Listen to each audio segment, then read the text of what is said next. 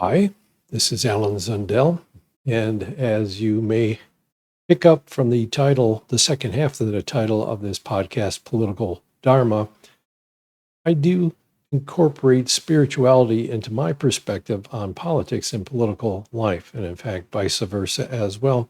But I want to emphasize that by spirituality, I'm not necessarily enclosing it within a religious context. I think spirituality affects the whole of life, just as politics encompasses the whole of life.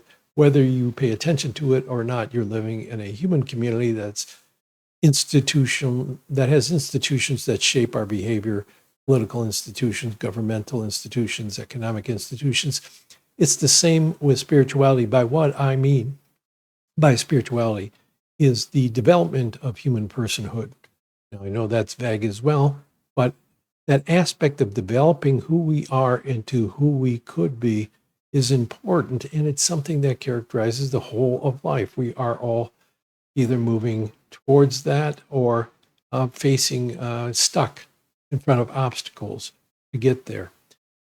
I want to talk about politics and spirituality today, and then I want to talk about what spirituality means. And then finally, I'm going to talk about meditation as a means of developing this human personhood. I've practiced meditation for a little over 50 years now, almost every day. And I would say that it's a very effective and simple means of developing this and clarifying and integrating the different aspects of personhood, which primarily I would say, to conceptualize this, would be your mental operations, your mind, and then your emotional life, your heart, and finally the motivational aspect of your personhood, what drives you, where movement towards action comes from. So that's what I see as needing development in all of us. And in politics, when they moved from a feudal type political system to the kind of system we have now in the United States, one of the things they did is they shifted the explanation of government from how power would flow down from God to the king to rule over the subjects, to reverse that it came from the bottom up, that it came from the people or the putative rulers who should be serving the people's needs, and people should have influence over what the government is doing. So when they did that, they saw the need. I'm talking about some of the founders of the United States and people in Europe as well. They saw the need to develop people's reasoning capacity, and they set up systems of public education and supported universities and eventually public schools for children and adolescents. And the reasoning behind that was that if we're going to have a government that's based on people choosing representatives and guiding those representatives in what they wanted them to do, we had to have a way as a people to converse with each other and to respond reasonably all the things that we're not doing too well nowadays. And so they set up institutions to develop that. So we have a lot of ways already that we're familiar with of developing our means of assimilating concepts of the world around us and generating our own ideas about things, abstracting from life, and then reasoning and logic. Those are things that we have an innate capacity for, but that requires some kind of institutional context to develop more reliably through education. Now, I'm not saying that all education does that well, but those are what those institutions are for. By the same token, we have these other aspects of our personhood that we don't have institutions that directly address that, although we do have some, I would say, art and culture and religion and morality, philosophical systems, morality, all play into this development of the heart of the emotional life. Let me start at the beginning, though. Politics and spirituality. If the aim in politics is to create or support a community which is characterized by peace, peaceful relations, justice, and compassion towards others, then we need to develop our own personhood in a direction where we would fit into that kind of society and help move it in that direction and help sustain it. In other words, if your expression of yourself in the world is more violent and angry, unreasonable, and emotionally volatile, it's not going to produce the same kind of political effects as if you had the reverse characteristics. So I see there is an interaction between the kind of people we are, the kind of society we have, and where each of them are going. Of course, the political context influences our character development as well. And sometimes to develop yourself more fully, you have to go against the grain of our political system. It doesn't always support it going in the right direction. All right, for that. Now, let me talk about spirituality for a moment. And again, I want to say this is not simply about religion or dogma or theology or ritual or anything like that. It's about developing these capacities of our full personhood. As I mentioned, first of all, there's the mental aspect, as I described it, concepts, reasoning. Then there's empathy. Now, that's just like our reasoning capacity. It's an innate, characteristic. If you look at children, mostly, unless they suffered some kind of trauma or neglect, they have this natural capacity for empathy for others, and it can be developed in various ways in educational settings, like, share with others and look how you made that person feel, and those types of lessons. As well as in art and culture, helps us put ourselves into the shoes of other people and understand our emotional lives a little bit better. So here, what I'd say is it's developing, it's moving through various types of emotional patterns that keep us from experiencing and expressing that capacity for empathy and compassion towards others. As we go through life, we experience different kinds of hurts and have different kinds of influences on our emotional life, and it can create a kind of patterns or crust around that empathetic capacity. And I think as adults, we have to make deliberate efforts to try to move through those things. Of course, that's what counseling is supposed to facilitate in psychotherapy, but it's also something you can do through meditation and other means. And finally, this motivational capacity, and this is where the word spirituality fits in. What is it that moves us in life? I would argue that as you develop clarity and integration between your mind and your heart and what you could call your will, we move more naturally from a place that's rather mysterious and hard to understand.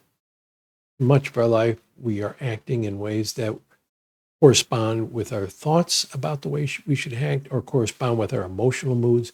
But if we're developing those capacities in a particular direction to have a better grasp of how our mind works and how our emotional life works and find ways to work with that and through that, then something expresses itself. And it's not only something internal to ourselves, here's the part that ties it in with concepts such as Dharma or the Tao or even God, God's will, the Holy Spirit, is that there's a correspondence between what's happening in the world around us and the ways that we are moved internally. I would explain it like this. I don't think it's that mysterious. If you reflect on, for most people, we have moments where we have a hunch or a unexpected motive within us to move our lives in a different direction. That doesn't quite make sense in terms of our own understanding of what our life is about.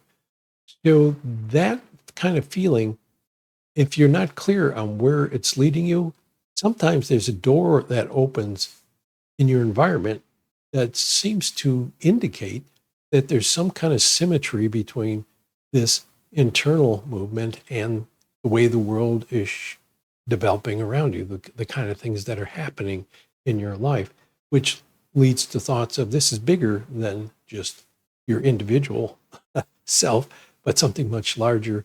And I do think that's something that you can experience more deeply the more you move in the direction of this kind of development. So why it's called spirituality, spirit is a word from Latin.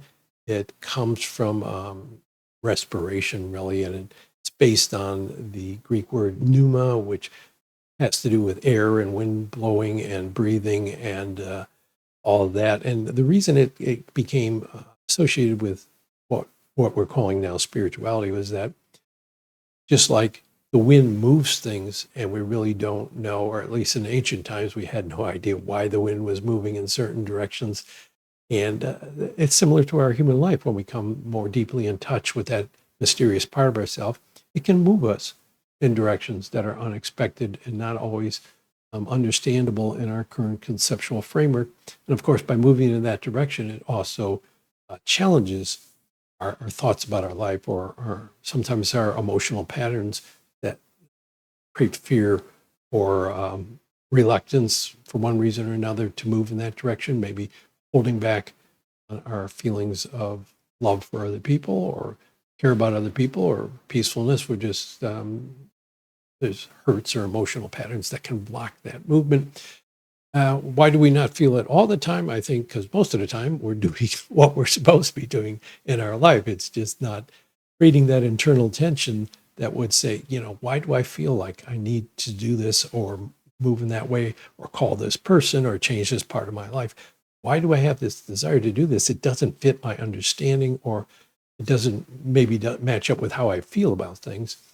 Um, so it's something that operates in our life all the time. It's just that we don't always feel an internal tension between these aspects of ourselves. Now there can be tension between our thoughts about life and our emotional life. There can be tension between this motivational thing, this spiritual thing, and our feelings or our mind. And so whenever they're experiencing this kind of tensions, it tries to move towards resolution or at least confronting blockages or sometimes reinforcing blockages out of fear or hesitation, or maybe just being in the wrong environment or having learned not helpful lessons about how to deal with things in life.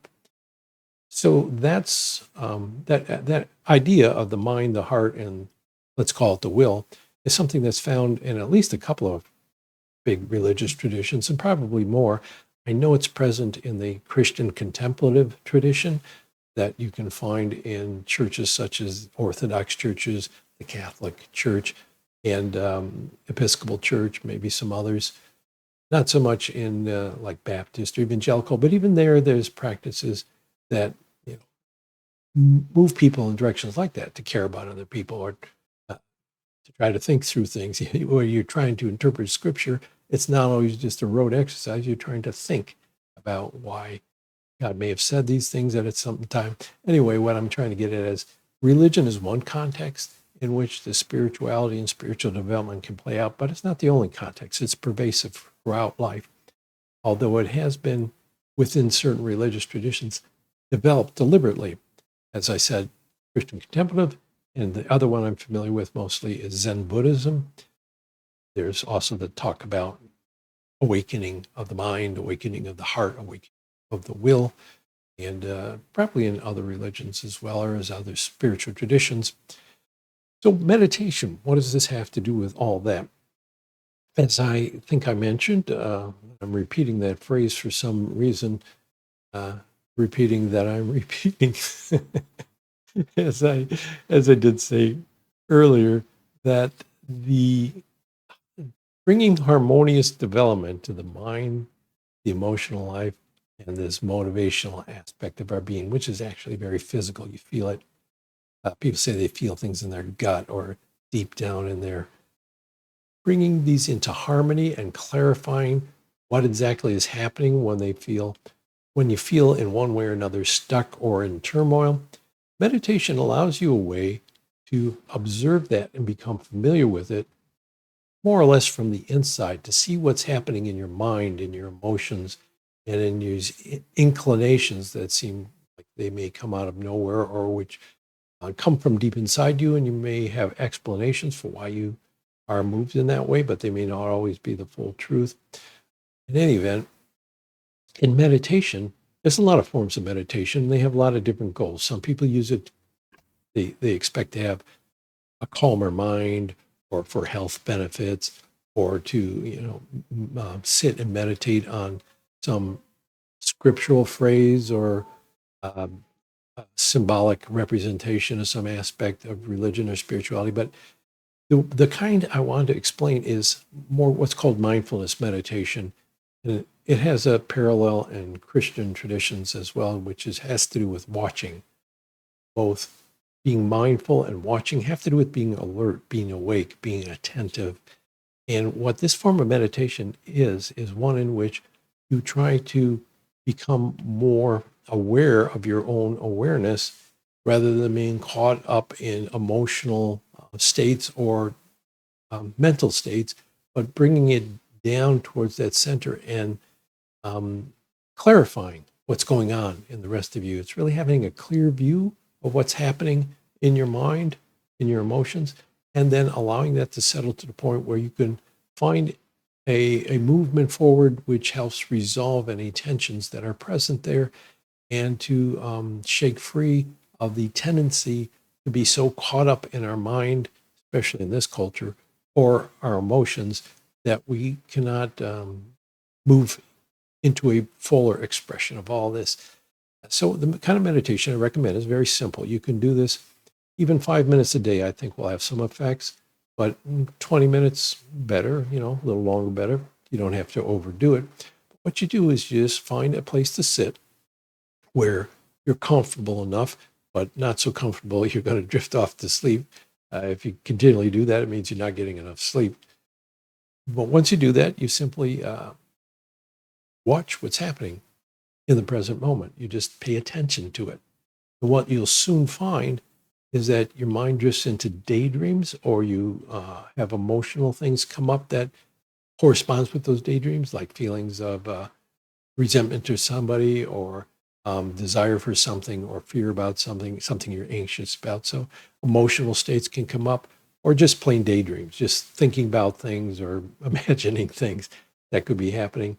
And you will, I'm sure we've all had the experience of being so caught up in those mental states that we kind of forget where we are or, where we are at the moment. And the vivid imagination just kind of takes over.